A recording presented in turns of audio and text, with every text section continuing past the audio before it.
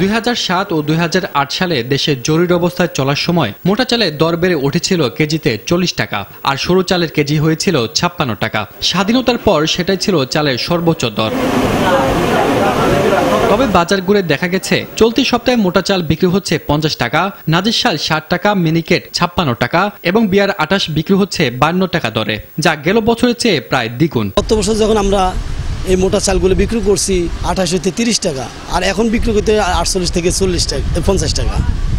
তারপর 28 বিক্রি করছি 36, 37 টাকা, এখন বিক্রি করতেছি 52 টাকা।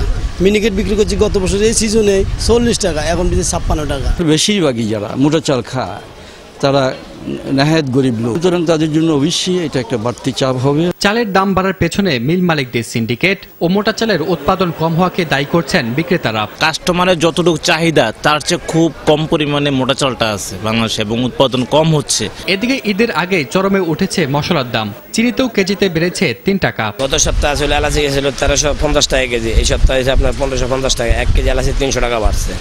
গত সপ্তাহে ছিল 360 টাকা জিরা, এই সপ্তাহে 400 টাকা কেজি, 1 কেজি জিরা 40 টাকা বাড়ছে।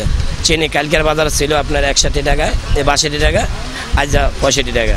বাজারে গরু ও খাসি বিক্রি হতে দেখা গেছে সিটি কর্পোরেশনের বেঁধে দেওয়া দামে, তবে কিছুটা চড়া মাছের দাম।